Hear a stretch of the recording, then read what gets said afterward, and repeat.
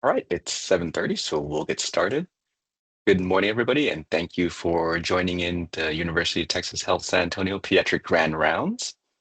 Um, as a reminder, the Grand Rounds participation code will be placed in the chat periodically, so you can just check there. Also, please mute your devices as you log on, so don't interrupt Dr. Andrews' wonderful presentation. Otherwise, it is my great pleasure to introduce Dr. Ellen Andrews, who is a clinical psychologist and assistant professor in the Department of Psychiatry and Behavioral Sciences here at UT. I'll add on a personal note that we connected because Dr. Andrews did a fantastic job helping out one of our patients with autism spectrum disorder who's having a difficult time integrating himself into our dialysis unit. Obviously, it's a new change for him. So she did a wonderful job, and our team is extremely grateful for her help with that poor kid. And he's actually doing well. Dr. Andrews earned her doctoral degree in clinical psychology from UT Southwestern and then completed her postdoctoral fellowship at Boston Children's Hospital's Developmental Medicine Center before returning to San Antonio and joining UT. The focus of Dr. Andrews' research has been on parent-facing interventions for adolescent suicide prevention. Clinically, Dr. Andrews is housed in the Department of Psychiatry's Now Clinic in the Behavioral and Wellness Center, and the focus of her clinical practice is the comprehensive psychological evaluation of youth ages 11 to 17. So, Dr. Andrews, welcome and thank you. Thank you. Thank you so much for having me. It's so exciting to be here this morning. The purpose of my presentation today is to provide some introductory information about psychological assessment so that you can better understand its purpose, what it entails, and understand the appropriate times to make a referral for your patients. So let's jump in. All right. So as you all are likely aware, the incidence of mental and behavioral health diagnoses have been increasing over the recent years. And as these diagnoses have become more prevalent, barriers to mental health care have persisted. These barriers include, but aren't limited to, the costs of treatment, limited insurance coverage for mental health and behavioral health specialists, stigma around mental health diagnoses, and a shortage of mental health specialists overall. And we know that pediatrics providers are often the first medical providers that families turn to when children have mental and behavioral health concerns. In 2015, pediatricians were found to be the sole physician managers for youth with mental health related diagnoses in the United States.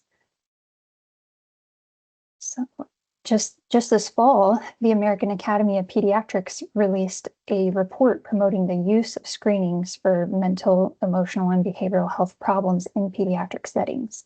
And the rationale for these screenings is that children who have been identified as having such problems are more likely to receive intervention. And we know that interventions lead to improved outcomes for most youth. An additional reason for the promotion of these screening tools is that they can help reduce cognitive and implicit biases that can contribute to misdiagnoses or overlooked symptoms.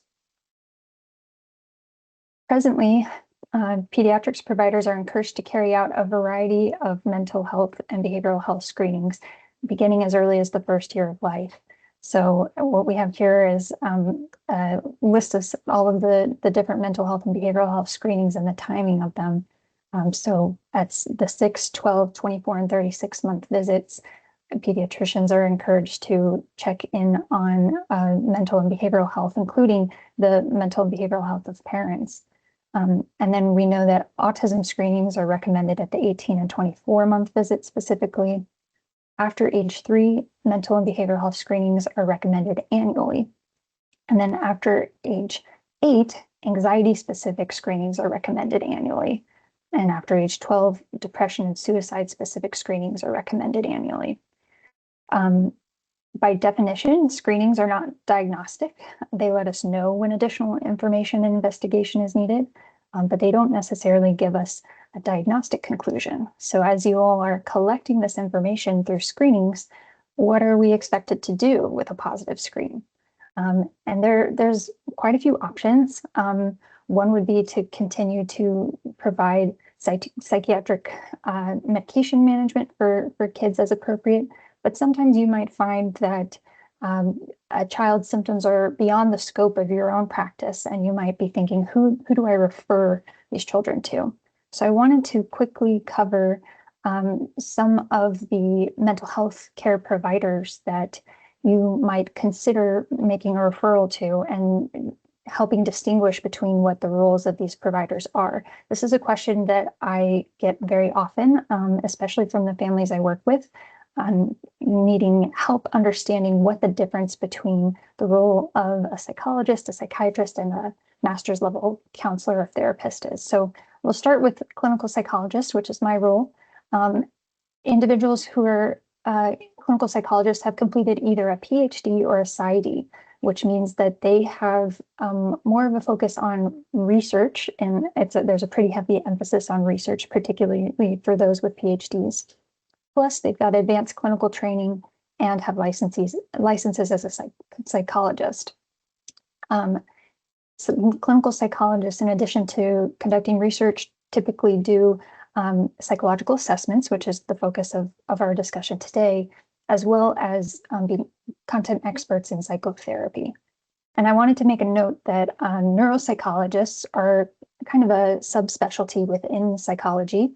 And these are folks who've received an extra year of clinical training with an emphasis on assessment and brain-based conditions. So you'll hear me refer to them in a little bit, but I just want to make that clear that not all clinical psychologists are neuropsychologists, but all psychologists can conduct assessment. So the next most common question I get is about psychiatrists. As you all are probably aware, psychiatrists are folks who have completed medical school, advanced clinical training, and have a medical license. They receive some training in therapy these days. It used to be a much bigger part of the field, but now it's becoming more and more rare to find psychiatrists who offer psychotherapy in addition to medication management. The big distinguishing feature of psychiatrists is they're the experts in psychiatric medication management, and they have prescribing authority, unlike psychologists. And so these might be the folks that you refer to if you think that a child could benefit from focused care in terms of medication management. And then last but not least, we've got our master's level counselors and therapists. These are folks who've completed a master's degree in a mental health related field. And there's a variety of them. I've listed a few of the most common. There's counseling, social work, and marriage and family therapy. These are ones that commonly do psychotherapy. And these folks can help. They're really great at doing psychotherapy. They've got pretty thorough training in that. And they are, especially for social workers, are really skilled at connecting families to community resources. So as you can see, there's a good bit of overlap. All of these fields can technically do psychotherapy, but we really think about the master's level therapists and clinical psychologists as being our go-to folks for psychotherapy. For a thorough psychological assessment, you'll go to a psychologist, and for medication management, you'll go to a psychiatrist. Okay, so what do I mean by psychological assessment? Psychological assessment is the process wherein a psychologist evaluates mental and behavioral health, and it may include psychological testing. The evaluation is used to answer questions from patients, their families, and their healthcare providers.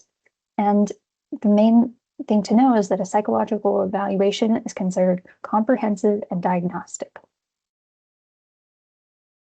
Why would you want to do a psychological assessment? The primary reason is to provide diagnostic clarification related to developmental, emotional, and behavioral concerns. But it can also help us evaluate the severity of symptoms. Perhaps we know that a child has a certain diagnosis, but we want to understand better how severe are their present symptoms. This might be one good way to do it. Another reason to do this is to inform treatment plans and recommendations. Having a nice comprehensive look at the child's current functioning can help provide these tailored recommendations for their care. Another common reason why families specifically look for a psychological assessment is to help determine if there's anything that the child needs at school. So providing those educational recommendations becomes a big purpose.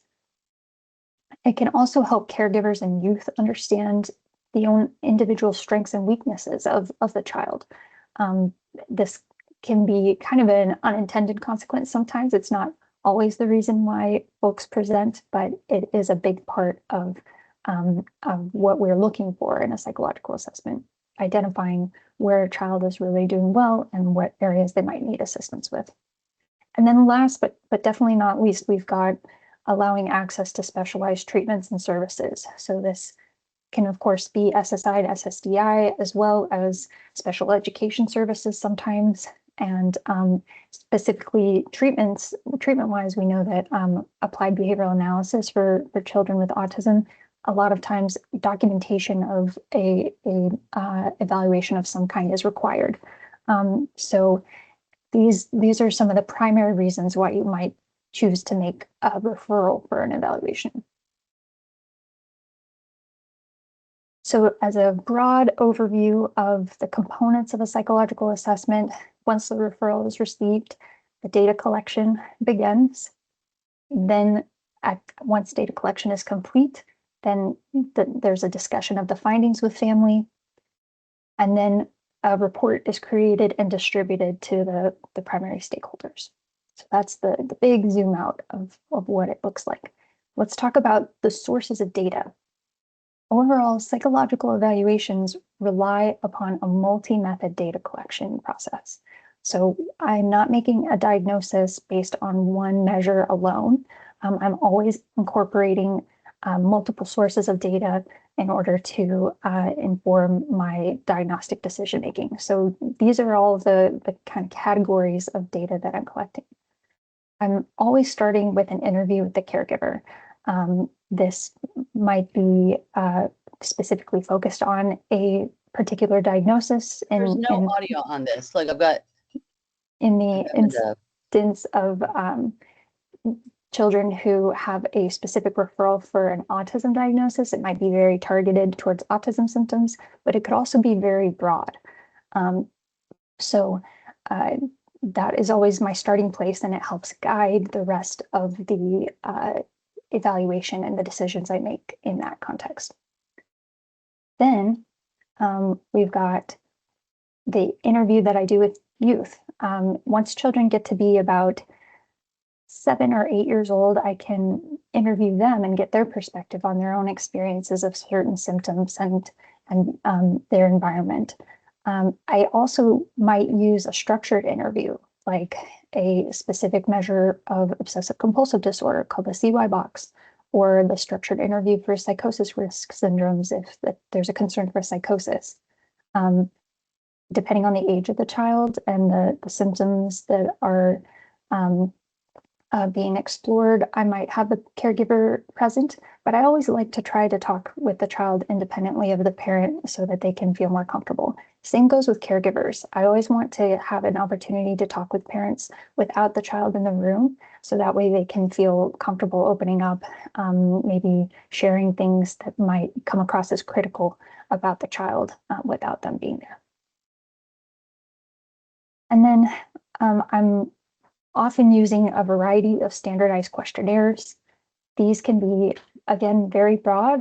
I use some questionnaires that are 200, 300 questions and give a lot of information about a wide variety of behaviors and emotional experiences.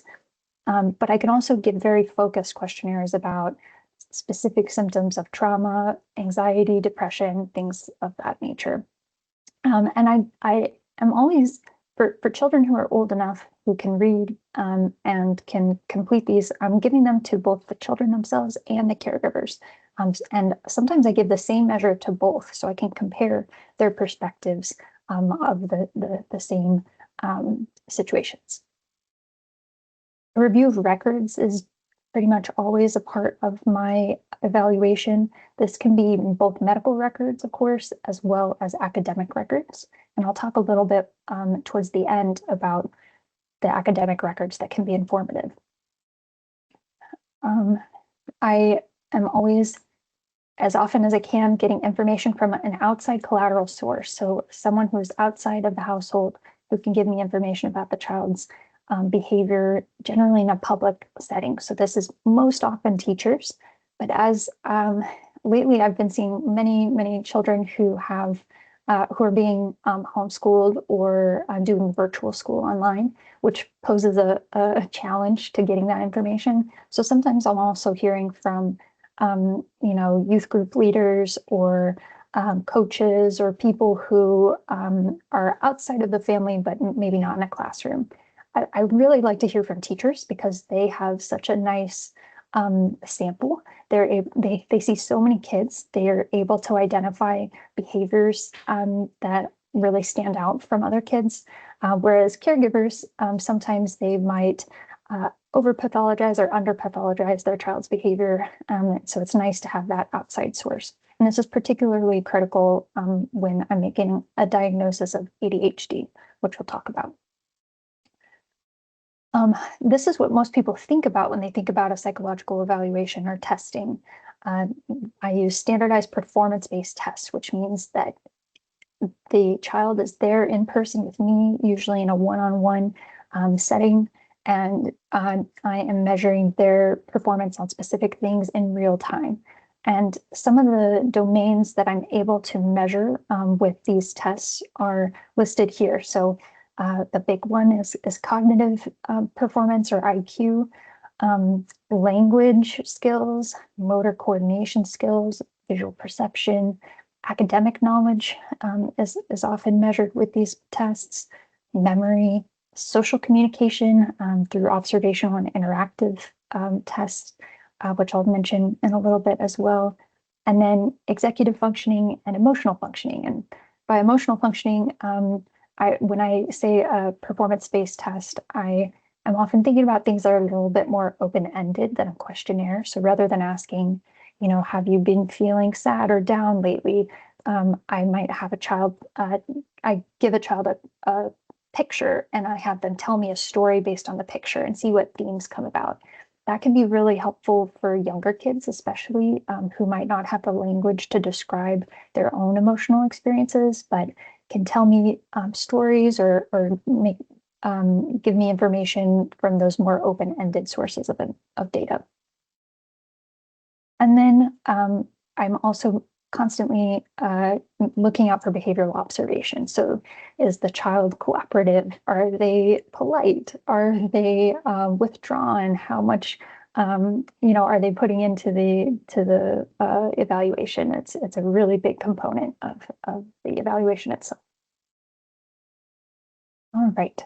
So when is the right time to refer for a psychological assessment? You might consider referring for an assessment when there are concerns or unanswered questions about the child's emotional, behavioral, intellectual, or academic functioning.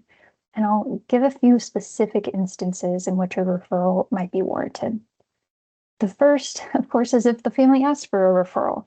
They've done their homework, they have questions that they want answered, and it makes sense to refer in that instance, of course. So that's cut and dry usually.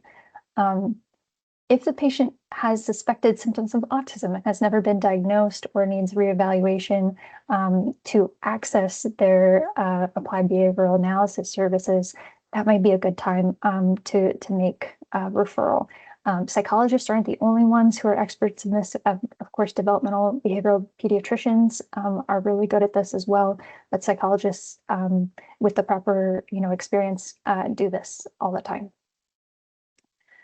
If there are questions or concerns for the patient's learning or acquisition of independent daily living skills, and I really want to drive this one home because I think a lot of times you all might be the providers who catch this the earliest. So if you're noticing that a child is approaching 8, 9, 10, and mom is saying, I have to constantly watch them, I have to help them dress or bathe, they're not able to follow safety rules at home, that might be an indicator that there are some concerns for that child's learning. They're not able to take in those daily living skills that we would expect them to at their age. And there might be an intellectual concern that we need to identify or something else going on.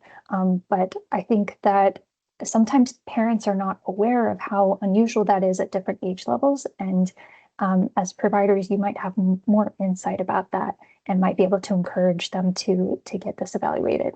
I've been seeing here at UT a lot of families who I'm currently working mostly with adolescents right now. And I've been getting a lot of referrals where children have this kind of concern, and they're maybe 12, 13, 14, and have never received a diagnosis of an intellectual disability before. And we know that the earlier we can identify it, the more time the family has to pursue services and work towards potential guardianship if needed for adulthood. Okay. If the patient's followed by a mental health professional, but their symptoms persist. So let's say you've got a patient who you know has a mental health concern, and they've been followed by a psychiatrist or a therapist, and they've been working with them for 2, 3, 4 years, and their symptoms don't seem to be getting better. Then it might be time to consider an assessment to see if there's anything that hasn't been considered yet that might be contributing to their present picture. If the family or if the patient has received a provisional diagnosis in the past and a clarification is needed, it might be a good time. So maybe you notice in a chart or from parent report that, people have mentioned that they might have something like OCD because they've got these repetitive behaviors. That might be a good time to say, hey, let's figure this out. Let's go for a psychological assessment. And then last but not least, if the patient demonstrates a variety of psychiatric symptoms and the differential diagnostic picture appears complex. So if I hear sometimes from providers kind of the term whack-a-mole, we're looking at this question, and as soon as we address that, then another symptom pops up. And as soon as we address that, another symptom pops up. When we're noticing that, where there's a lot going on and we're not really sure what's at the core of it, that's often a good time to consider a more comprehensive assessment rather than going symptom by symptom. Okay. I also wanted to make a note about patients who are experiencing a mental health crisis. This typically looks like active suicidal ideation, but can also be other things, homicidal ideation, for example. And I just really want to emphasize, and I'm sure that you all are aware of this, but we always want to refer for crisis intervention first. We wouldn't want to refer a child who's in an active crisis for an assessment. And the reason for that is that typically to have a psychological assessment, there are quite long wait lists. And when a child is in an active mental health crisis, they need attention immediately. So the options for that are emergency rooms, psychiatric inpatient facilities, partial hospitalization programs, day treatment programs, these places where kids can have more eyes on them every day to ensure their safety and help get them to a stable place. Here at UT Health, we have a clinic called the Transitional Care Clinic that offers a living room service. This is available for adolescents and adults. And the purpose of this is to help prevent patients from having to go to an inpatient facility. It's when patients can come to our clinic and be seen by somebody within the hour, get some attention and care to be stabilized and potentially determine if a higher level of care is needed. So I encourage you to consider this if you happen to encounter a patient who is in an active crisis. I also want to mention that we know that evaluation results are not going to be very accurate if a child is in a period of crisis. What we measure might not really be informative about or predictive of how they do later. So just keep that in mind. We want them to be in a more stable place when we're doing an evaluation. Okay. So here are some common referral questions and concerns. By far, the most common referral questions I've been getting here have been ADHD and autism spectrum disorder. But other common ones that you might consider and that psychologists routinely evaluate for are behavioral concerns, especially for younger kids, emotional concerns. So this might be anything along the lines of anxiety, depression, OCD. I would even potentially put psychosis in this category. So that's of course our bread and butter. Intellectual functioning is a big one, and psychologists are really the folks to go to do a measure of intellectual functioning. If a child has concerns for learning disabilities or academic underachievement, that is a common reason why families might come to see me. But I will kind of put a caveat that generally schools are able to do academic assessments and identify those learning disabilities. But it really varies from school district to school district. Some are, really great about identifying these and some are less great. So just keeping in mind that a lot of times schools have more information than I would have at my disposal. And they are really good at capturing those learning disabilities, specifically the specific ones like dyslexia, for example. And then personality features is something that people ask me about pretty often, especially for adolescents. I would not make a diagnosis of a personality disorder for an adolescent or a younger child, because personality, we think of personality as being fluid through, early adulthood. Personalities can change, but there might be some information that's informative about a child's picture. And there's some things we can look at in terms of personality that can be informative. And then lastly, I think about environmental factors. So these might be exposure to traumatic events, current stressors. It can also include family functioning. Sometimes, we have an identified patient who's struggling in some way. And the more that I get to know them, the more I see that maybe the whole family is struggling. It's not specific to that child, and we need some family-based interventions. So that's another reason why patients present to see me. And then these are a few things that neuropsychologists tend to specialize in. So seizures and epilepsy, head trauma, and stroke and brain-based illnesses. This is really where neuropsychologists come into play and have a lot of expertise. That said, I have, seen quite a few patients who have seizures and epilepsy, but really when it comes to head trauma and those brain-based illnesses, neuropsychologists are really great. And their lens is a little different. They're really focused on the functioning of the brain itself. And I would say clinical psychologists on average are looking more at the whole picture and more focused on the emotional presentation. But that's a very generalized statement there. Okay, so I wanted to talk through kind of the timeline of when I start considering certain diagnoses or certain domains to evaluate based on a child's age. So as you can imagine, we can't measure everything for every child based on our diagnostic criteria for particular diagnoses and just the abilities of a child. So for toddlers, for example, from ages 12 to 24 months, they might not have enough language for us to be able to really truly evaluate many different things. So the focus when I'm working with children in this age group is always going to be on developmental delays and autism. Once they get to be preschool age, we can start looking at emotional and behavioral concerns as they are around more people, they're exposed to new environments. Some of these things can come about. Then, in addition to those diagnoses that we can address for toddlers and preschoolers, when children get to be school-aged, we can start looking into intellectual disabilities, ADHD, and learning disabilities. These are generally not things that we're able to look at for children younger than age 5.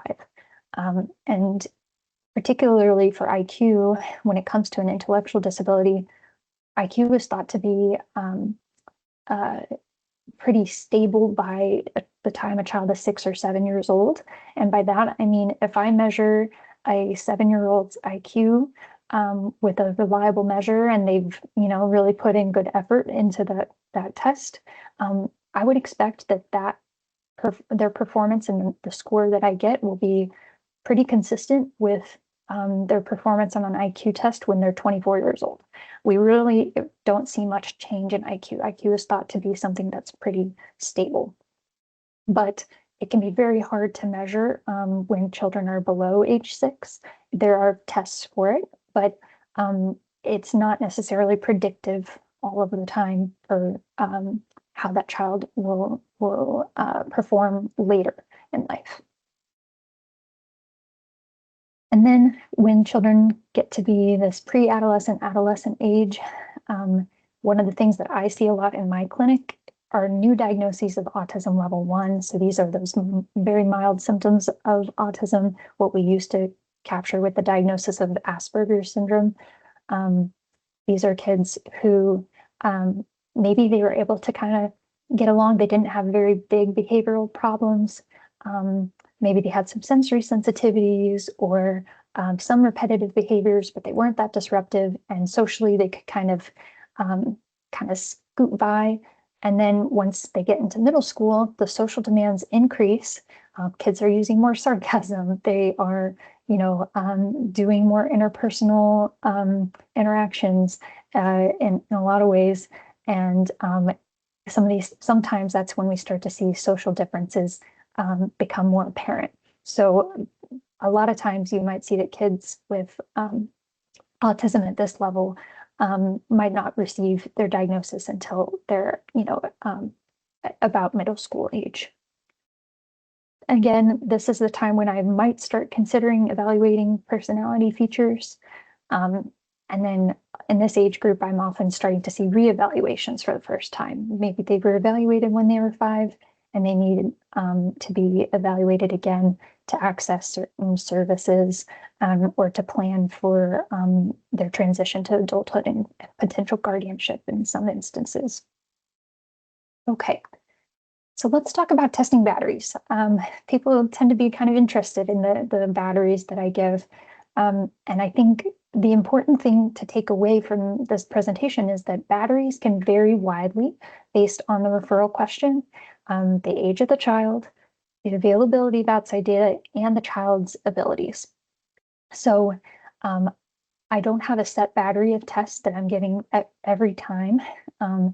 A lot of times I'm making decisions as I go. I'll have a list of tests that I'm planning to give and questionnaires I'm planning to give. And then something I learn or behavioral observations I make throughout the day make me decide, oh, I'm going to add in this test. So it's a constantly evolving process where the information I'm getting as I go helps inform what other questions arise and what data I decide to collect. But I will say that there are 3 main components that I'm always going to include in an evaluation for children, really of any age. One is that measure of intellectual functioning. That's going to be, even if they're little, it's going to be informative to how they're doing at that time. But definitely once they're, 6 and older, this is going to really tell us a lot about how they are interacting in their environment. Then we've got the measures of adaptive functioning or daily living skills. I can measure this in a couple ways. One is through an interview with parents that I score, and then another is through a standardized report measure completed by parents. And this tells me how the child is doing in their real life and how are they how are their abilities comparing to other children their age. And then lastly, that emotional measuring emotional and behavioral functioning is always going to be a part of my evaluation. So this is generally those questionnaires about mood and anxiety and behavior. And I'll do this regardless of the referral question, even if it's a pretty straightforward autism evaluation. I always want to make sure we're covering our bases and not overlooking some kind of emotional or behavioral concern. Okay, so to illustrate the differences between batteries I might use, I thought it might be helpful to take a look at what I would consider for an ADHD battery and what I would consider for an autism battery. So I'll walk us through the ADHD battery first, and then we'll compare that to autism. So If there's a question about ADHD, the first thing to know is that they don't need a full psychological evaluation.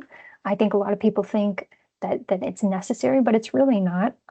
This is something that pediatricians are very skilled at in terms of incorporating feedback from parents and teachers. That's really all we need. And the reason for that is because there's not a specific test for ADHD. And we're really not good at capturing ADHD symptoms on tests. Like I mentioned before, there are some executive functioning measures that we have, but what we are finding more and more is that those measures are not predictive of how kids are doing in terms of their executive functioning skills in the real world settings. So what that means is I'm always relying on collateral report from those outside sources in order to make this diagnosis. Where an evaluation can be helpful for ADHD is ruling out other possible causes of inattention or behavioral regulation difficulties. So if we have, I generally try to say, like, I will accept a referral for a complex ADHD question where providers and parents are like, well, is it anxiety, or is there perhaps depression, or is there something else, autism versus ADHD? If there's kind of that complex differential, that might be a good time for an ADHD evaluation. Otherwise, a comprehensive look is not always needed. For autism, by contrast, I'm really basing my evaluation on my observations. So I'm incorporating the developmental history that parents give me and what I get from record review. But I really am basing my diagnosis in large part upon my observations made in my interactions with the child. And I do this through some observation-based tests where there's standardized procedures for pulling in the child's social skills. So I'm doing things like playing with them or interviewing them or having them tell me a creative story in these open-ended ways and seeing how they react. This is how I decide this kind of diagnosis in addition to that developmental history. So for the batteries themselves, for ADHD and autism, I'm going to do an interview with the parent, of course, but for autism, it's going to be more developmentally focused, particularly on their early life, ages 2, 3, 4, 5. That's going to be very informative to me, especially if I'm working with an adolescent. Then for both, I'll be doing that measure of adaptive functioning and a cognitive measure. And then for ADHD, I'll have the parent do parent report measures, and I'll include a measure of executive functioning to see their perception of their executive functioning skills in the home environment. And then for autism, I'll have them do a specific questionnaire of social communication skills. And then for ADHD, I'm really going to rely on those the teacher reported measures of behavior, whereas autism, I'm going to rely on that observation-based test. So you might hear about the ADOS-2 or the CARS-2. Those are some observation-based tests I might use. And then for both, I'll include standardized questionnaires of mood. Okay. So there are a few other specific details that might be helpful to be aware of. One is that in order to preserve the integrity of a test and make sure that it's not getting out into the public, the details of most psychological tests cannot be shared broadly. So I'm not able to share specific questions or the raw data from tests. And the reason for this is that if people start having access to this information, they could make their own version of the test, so it's a copyright issue. But B, people could start preparing for the test in advance, studying, right? Like you might study for an SAT, you could study for your psychological evaluation, and then we're not measuring the same thing that was measured by the normed sample that I'm comparing the children to. And so it's really important, and that's why I'm not sharing any examples of questions today for that reason. Another is that in general, psychological testing can pretty much take place only about once a year. This is because repeating tests too quickly can result in artificially inflated scores or improved performance on tests as the patient has the opportunity to learn the test. There might be some examples where, some exceptions rather, where it can be helpful for patients to have a couple tests a year. One, is after a particular procedure, neuropsychologists might do tests quickly in succession, but another might be if the child really wasn't able to engage in that first test for behavioral reasons, they were maybe dysregulated, they couldn't really complete the testing, then it's okay to do another evaluation. So just keeping that in mind as you consider referrals. Okay, so the last part about a psychological evaluation, the last component, is the feedback visit and recommendations. So this is the appointment. Usually for me, I do it as a separate appointment. You might find psychologists who do it the same day as the testing itself.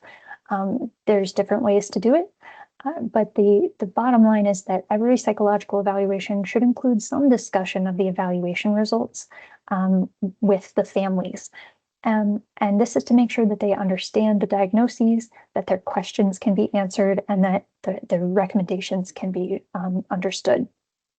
And so when I'm making recommendations after an evaluation, I'm really thinking about these core domains: home life and parenting. Are there any things that can be changed at home? Maybe adding more structure, maybe changing the way parents are having more special time with parents, for example, if a child seems to be in need of that. That's one thing I might recommend. I'm always considering the school and academic environment, which I'll talk about next. But the thing to know is that the schools might read my recommendations. They don't have to abide by them, but it's something I think can be helpful to have it in writing, that these are things that a psychologist has recommended for their school performance. And that can help the parent better advocate for what the child needs. I'm always making recommendations about social and emotional health. So this might be including more behavioral activation. And that means, having the child do more activities, or it might be even removing activities if the child is extremely busy. We might say, hey, let's pare it down so that the child has more time to play or have downtime. It might also include things like a social skills group or opportunities, more social clubs that the child can participate in. And then health and well-being, this is where I might be saying, hey, I think you should go see a neurologist, or I think that we need to go see a sleep specialist. I'm always considering sleep. It's a big part of functioning for kids. And I might even make some sleep hygiene recommendations as well. And then lastly, I'm always trying to connect families to community resources that might be helpful. So this, for caregivers who are grandparents, this might be connecting them to a group of other grandparents who are primary caregivers, or it might be helping families with a child with autism connect to other families or community resources for children with autism. So this is generally how I tend to think about the recommendations I make. And I will say, I try not to overwhelm families with the recommendations. I really try to give my most pressing recommendations. And if a family presents as being pretty overwhelmed, and it was almost a feat for them to even make it to the evaluation with me, I might give them fewer recommendations. So that way there's an increased chance that they actually follow through on those key recommendations. I consider it kind of picking my battles, right? What is the most important thing that I want them to take away from the evaluation, and focusing on that. Okay, so I want to touch on school-based evaluations because I think this is something you might encounter with your patients, and I think it's something that's very confusing. School evaluations can be really similar to outpatient psychological evaluations, but there are some key differences. And my goal in sharing this is that you'll be better able to decide when an outpatient assessment is needed and help guide families who have confusion about this. So You all might be aware about the Individuals with Disabilities Education Act, or IDEA. This is the law that makes available a free and appropriate public education to children in the United States and ensures special education and related services for those kids. The key thing to know is that an identified disability must adversely affect a child's performance in school. So this is where there might be a discrepancy between my clinical diagnosis or your clinical diagnosis and what the school is recognizing as a disability. So perhaps what I've seen in the past is I've seen children who have a autism spectrum disorder diagnosis for me, autism level 1, but they're doing really well academically. It's more about their social performance that's causing a problem. I've seen where schools will not give children special education services in that instance because their academic performance isn't being impacted. So just keep in mind that that is one way in which schools have a different lens from us clinically, and why, teachers might say, hey, the school said that they don't have this diagnosis, but you're telling me they do. How do we, reconcile that? And the main explanation is that academic impact. So I've listed here the 13 different IDEA group categories for disability. The main thing to know is that most of the mental health diagnoses fall under this category of emotional disturbance. So this is where you might find, generalized anxiety disorder or OCD or major depressive disorder might fall in this category. And then other health impairment is where children with ADHD tend to be placed. So the other ones I think are a little bit more straightforward, but just having that information can be helpful. And I will say that children can have multiple designations. So you can be a child with autism or have a designation of autism, as well as intellectual disability, as well as emotional disturbance. You can have multiple listed. Okay. So this is just a comparison of what a medical evaluation or clinical, diagnosis might look like versus a school-based evaluation. We're basing our clinical and medical diagnoses on the DSM-5 or the ICD-10 criteria, whereas the school is using their IDEA eligibility categories. So they're not looking at our clinical criteria. One downside about our clinical evaluations and diagnoses is that they cost money or they might require insurance coverage, whereas the school evaluations are free. So if parents have any hesitation about doing it, helping them understand that their evaluations are free can be helpful. And it might be something that's accessible to families who cannot otherwise afford a comprehensive clinical evaluation. And clinical and medical evaluations are going to be what is necessary to allow for the insurance coverage of therapeutic interventions sometimes, and allow for access to support services like SSI, SSDI. So just keeping in mind that a school-based evaluation is generally it's not going to be sufficient for the family to get those services. Sharing, that evaluation won't be enough for an insurance provider. The insurance provider is going to want to see a medical provider giving these diagnoses. And then the converse is true as well. So if I provide a clinical diagnosis, that's not going to be sufficient for the school to make special education services available for their students through an IEP or a 504 plan. So they have to do their own evaluation to make those determinations. All right. It's important to know that caregivers can specifically request an evaluation for their children through their school district by making a formal written request.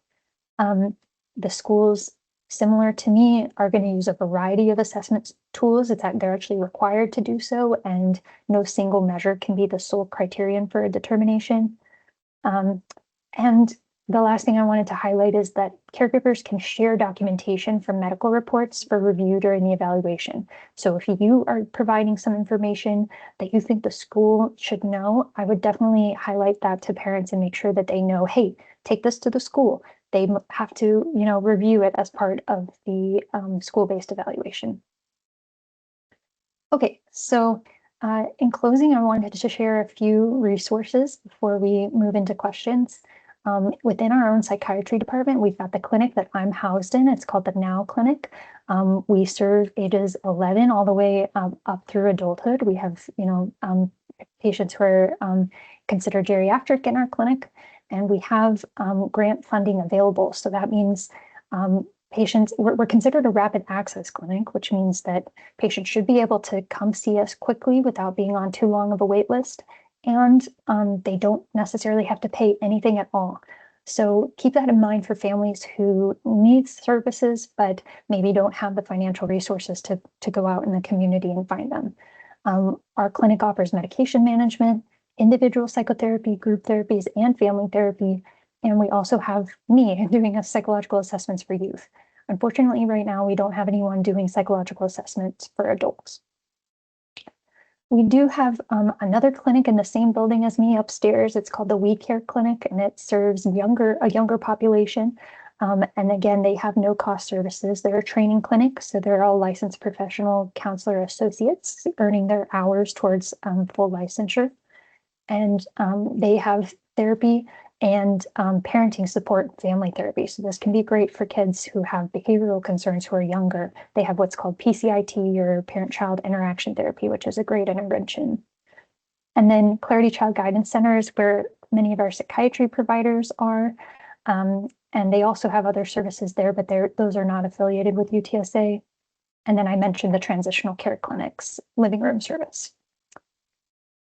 I hope that you all are aware about CPAN. This is the real-time access to a network of mental health experts where you can call this number and receive a peer consultation by phone with a psychiatrist. So if you're managing medications for a child and you have a question, this is a great way to get that consultation for free. And the purpose is we know that there's such a need for psychiatry services for youth. There's really a lack of child psychiatrists, and this is one way that they're trying to kind of close that gap in treatment. But I wanted to just mention that they've got some awesome things on their website that might be useful to you about mental health, and they also offer CMEs. This is Calm is a free online training that you can participate in for lethal means safety. So that means locking up dangerous items for youth to prevent suicide. Awesome program, really great, and it's free.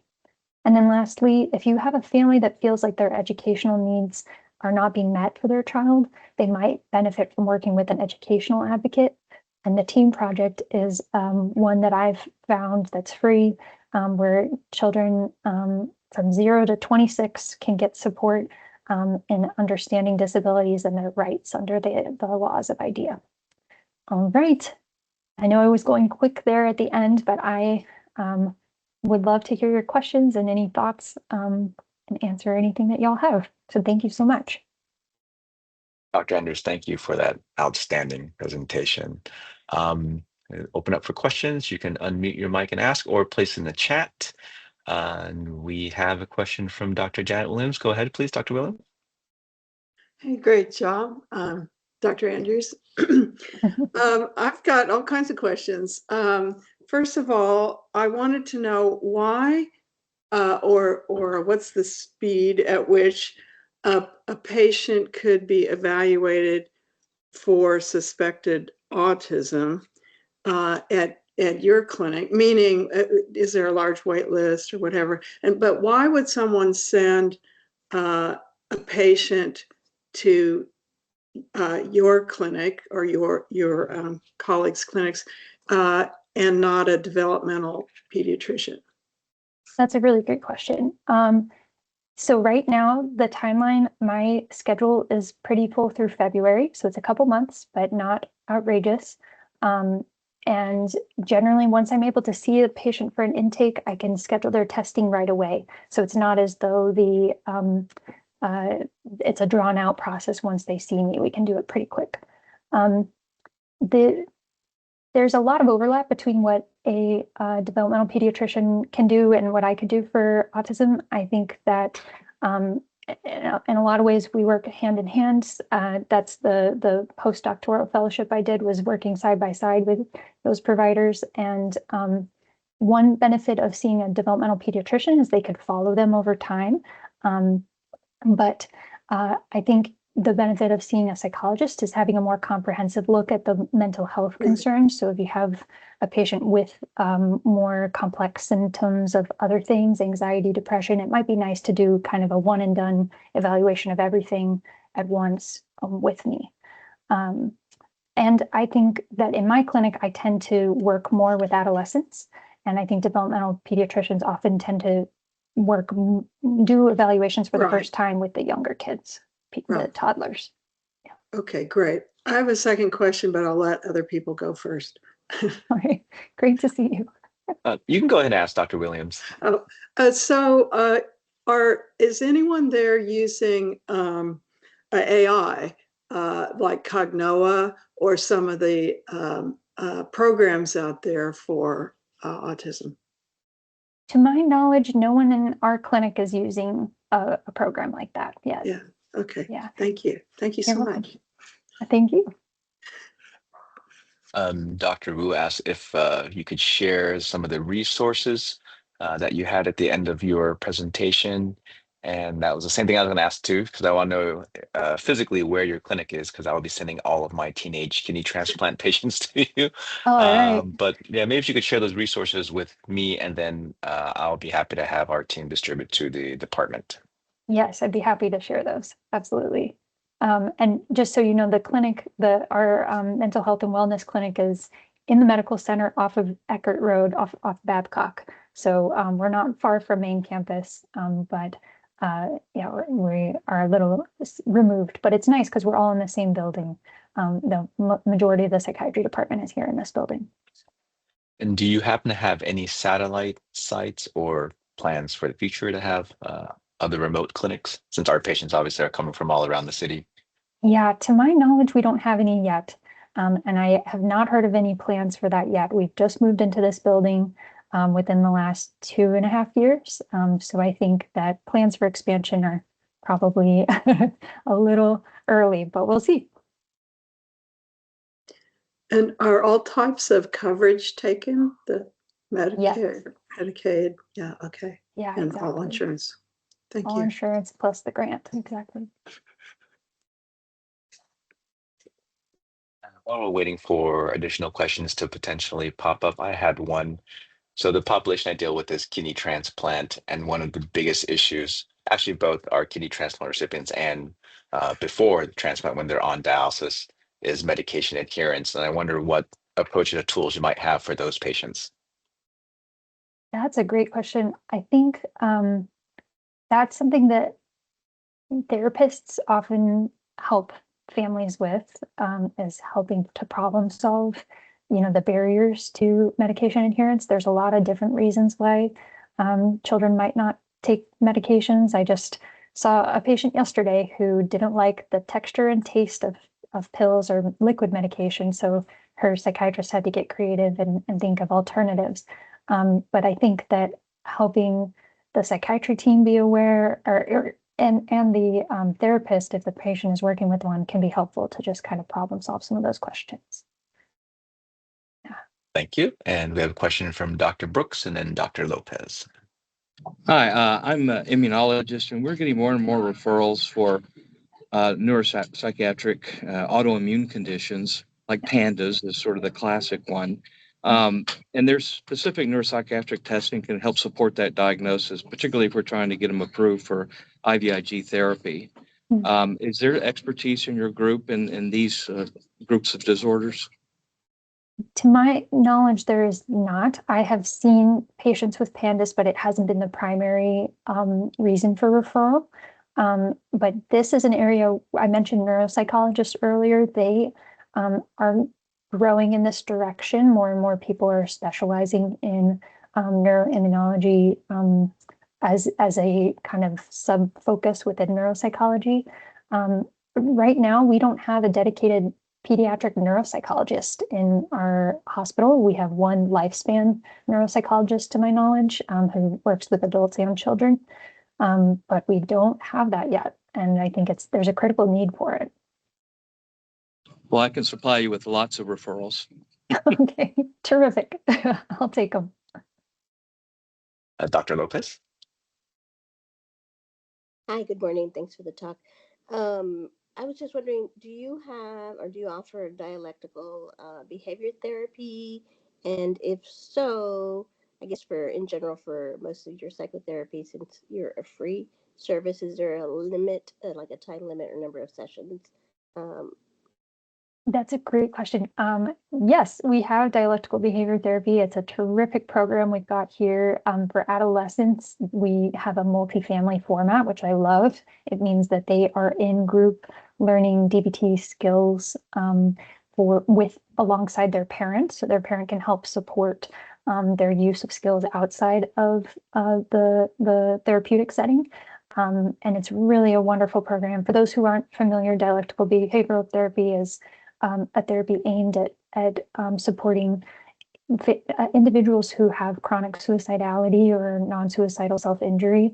And so this is a fabulous program, and it's very rare to have such a good program in a clinic like ours, because it is such a costly program. Patients who don't have any insurance can be seen by us in that DBT group for 6 months on our grant. So it's really, really great. And then if they have the means to pay for longer, they can stay longer. Thank you for that question. Thank you. All right, well, it is just past 8:30, so thank you again, Dr. Andrews, for a fantastic session. I'm sure more of our teammates will be reaching out to you for your expertise. As a reminder, the Grand Rounds participation code is in the chat box. Also, please complete the post-Grand Rounds assessment. The feedback really helps our speakers and our program. Otherwise, thank you again, Dr. Andrews, and everybody have a great rest of your day. Thank you all.